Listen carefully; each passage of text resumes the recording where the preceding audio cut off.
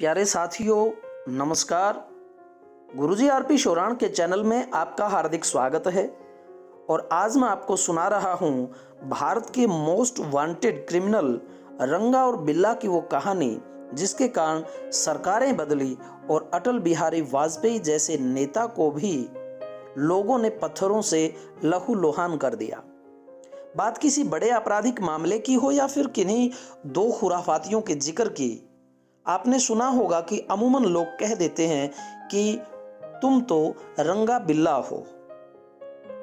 वो रंगा बिल्ला जिनकी वजह से अटल बिहारी वाजपेयी जी को भी लोगों ने पत्थर मारकर लहूलुहान कर दिया था। रंगा बिल्ला का जो नाम है वह ये नहीं था। रंगा कहते हैं कुलजीत सिंह को, जो एक ट्रक ड्राइवर था और ट्रक से जब ये ऊब गया तो टैक्सी चलाने के लिए ये मुंबई चला आया। रंगा का मन यहाँ उकता रहा था। उसने एक आदमी से कहा जिसका नाम श्याम सिंह था कि वो जिंदगी में कुछ अलग करना चाहता है। श्याम सिंह ने उसे जसबीर नाम के एक आदमी से मिलवाया और उसने कहा कि वह जसबीर जो है 2 विदेशी नागरिकों की हत्या कर चुका है और बहुत पैसा कमाता है। रंगा ने कहा कि मुझे उससे मिलवाइए, और ये जसबीर ही जो है वह बिल्ला था। यहां से शुरू होती है रंगा बिल्ला की ये जोड़ी की कहानी। शुरुआत में रंगा और बिल्ला मुंबई में कार चुराया करते और उसे बेच देते थे। इसके बाद बच्चों की किडनैपिंग करते और फिरौती लेकर उन्हें छोड़ देते। इस सब से बिल्ला एक बार पकड़ा गया। पुलिस ने उसे पकड़ा और थाने की जेल में डाल दिया, लेकिन कुछ दिन बाद ही बिल्ला जेल से भाग निकला। इसके बाद वह मुंबई छोड़कर दिल्ली चले आए। आसपास के हिस्सों में अपराध करने लगे। बात 1978 के जून की है, जब रंगा बिल्ला ने अशोक शर्मा की कार अशोका होटल के सामने से चोरी कर ली। इसी गाड़ी के जरिए उन दोनों ने सबसे बड़े अपराध को अंजाम दिया। मदन चोपड़ा जो एक नौसेना अधिकारी थे, धौला कुआं की अफसर कॉलोनी में रहते थे।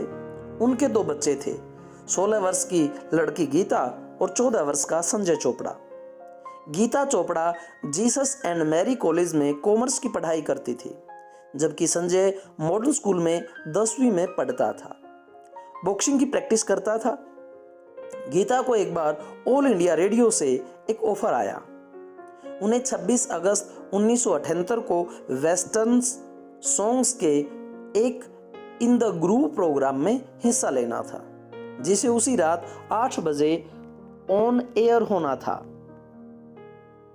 प्रोग्राम में गीता के साथ उसका भाई संजय भी जाने के लिए तैयार हो गया।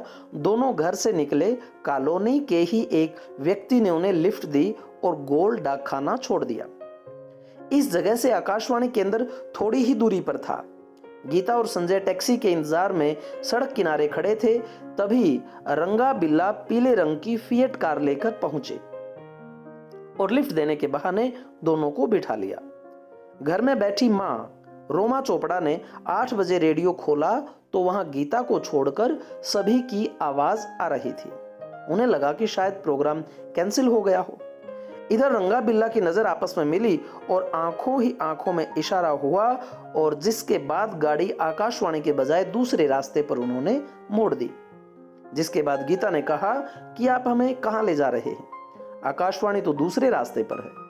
जिस पर दोनों ने उसे कोई जवाब नहीं दिया। गीता और संजय समझ गए कि फंस चुके हैं। उन्होंने गाड़ी को रुकवाने की कोशिश की। बिल्ला ने धारदार हथियार से संजय के कंधे और हाथ पर हमला कर दिया। संजय चोपड़ा की शर्ट खून से सन चुकी थी। गीता गाड़ी चला रहे रंगा के बाल पकड़कर खींचने लगी। रंगा हाथ छुड़ाने की कोशिश कर रहा था। वह एक हाथ से गाड़ी चला रहा था और दूसरे से गीता के हाथों पर जोर जोर से वार कर रहा था। गाड़ी शंकर रोड के भीड़ वाले इलाके में रुकी। संजय ने शीशे से मुंह सटाकर जोर जोर से चिल्लाना शुरू कर दिया। संजय की आवाज भगवान दास ने सुनी। वह बंगला साहब गुरुद्वारे से नॉर्थ एवेन्यू की ओर स्कूटर से जा रहे थे, और आगे आप देखना कि भगवान दास ही वह अहम गवाह बनता है। लड़के को चिल्लाता देख उसे रोकने की कोशिश की। एक अन्य व्यक्ति गाड़ी से लटक गया, लेकिन रंगा ने गाड़ी नहीं रोकी। भगवान दास ने पुलिस को सूचना दी। पुलिस को बताया गया कि गाड़ी में 2 बच्चे हैं। गाड़ी का नंबर है MRK 8930 DDA के जूनियर इंजीनियर इंद्रजीत ने भी उस गाड़ी को देखा। उन्होंने बताया कि लोहिया अस्पताल के पास गाड़ी तेज रफ्तार से गुजरी और आगे जाकर धीमी हुई तो मैंने देखा कि गाड़ी में 2 बच्चे चीख रहे हैं। मैंने गाड़ी रोकने की कोशिश की लेकिन ड्राइवर सिग्नल तोड़ते हुए भाग गया। उन्होंने गाड़ी का नंबर जो है HRK 8930 बताया। रंगाबिला गाड़ी भगाते हुए रिज इलाके में पहुंचे। यहां गाड़ी रोककर पहले उन्होंने संजय की हत्या की, उसके बाद दोनों ने गीता के साथ रेप किया। बलात्कार के बाद रंगा गीता को उसके भाई की लाश की तरफ ले जा रहा था, तभी पीछे से बिल्ला ने तलवार निकाली और गीता की गर्दन पर वार कर दिया, जिससे गीता की मौके पर ही मौत हो गई। इसके बाद उसकी लाश को उठाया और सड़क किनारे फेंककर भाग निकले। 9 बजे आकाशवाणी के कार्यालय पहुंचे।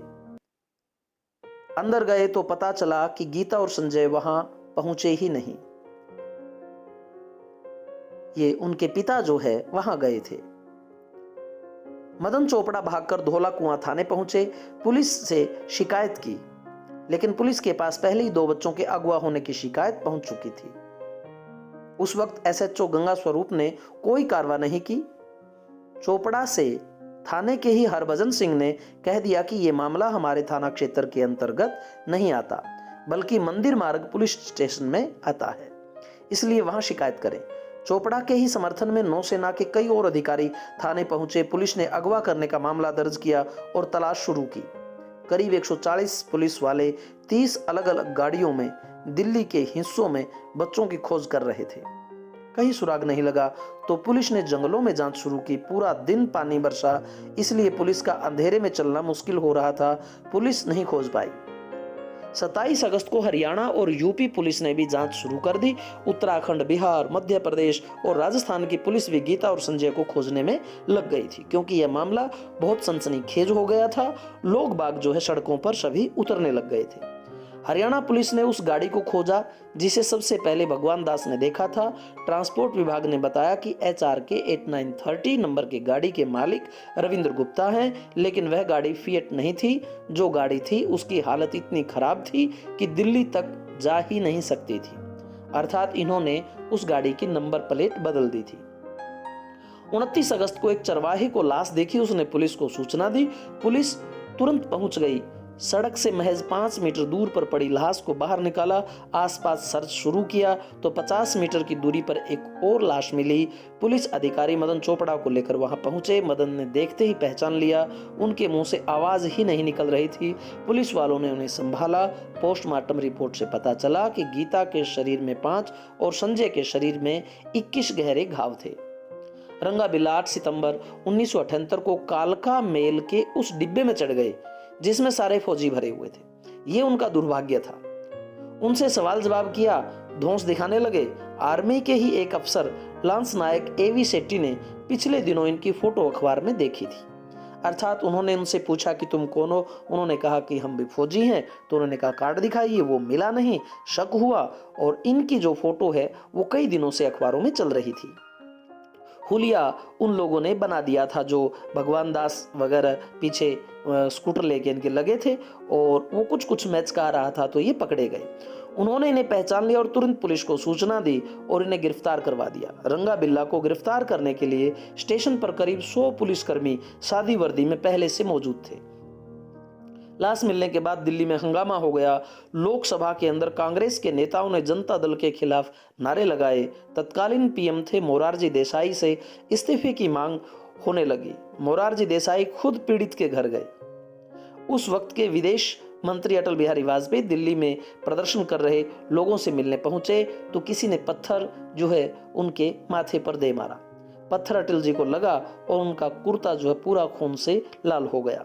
सरकार की किरकिरी हुई तो पुलिस को अलर्ट किया गया। गिरफ्तारी के बाद केस बहुत तेज चला। पुलिस ने दोनों से अलग अलग पूछताछ की। DNA जांच हुई। सारे सबूत और DNA में रंगाबिल्ला से मैच हो गए।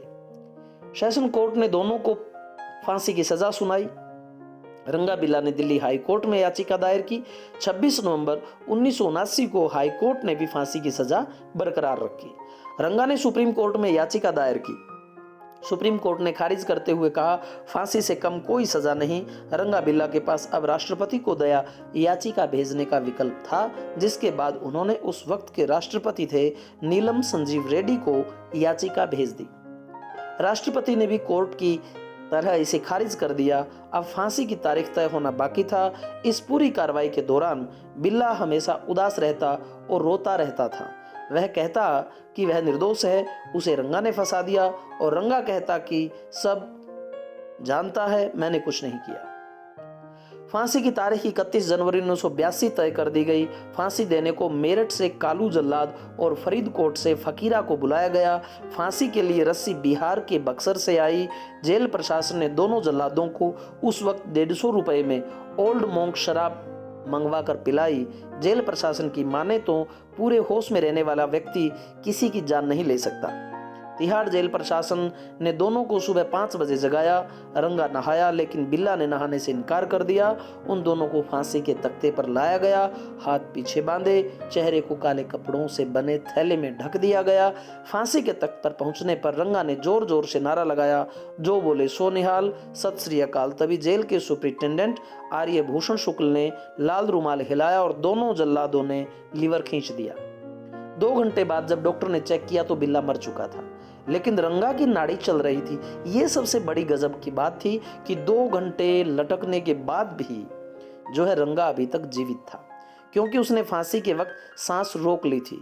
एक कर्मचारी फांसी के तख्ते से नीचे उतरा और उसने रंगा के पैर खींचे, अर्थात वो उसके पैरों के लिपट गया, और बिल्ला और रंगा के घर वालों ने अंतिम संस्कार के लिए लाश लेने से मना कर दिया।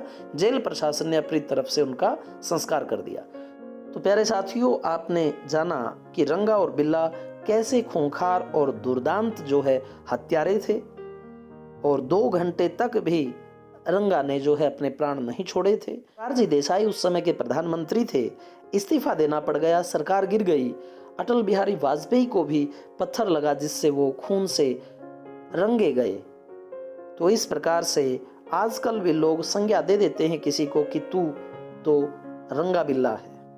प्यारे साथियों, आपको ये जो है घटना कैसी लगी, अपने विचार व्यक्त कीजिए आप, क्योंकि परमात्मा एक न एक दिन न्याय अवश्य करता है, और उसकी कृपा पाने के लिए हमें अच्छे ही रास्ते पर चलना होगा।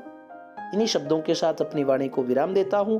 आप चैनल को जरूर सब्सक्राइब करें, ताकि ऐसी ही और स्टोरी लेकर हम आपके समक्ष पेश हो सकें। धन्यवाद।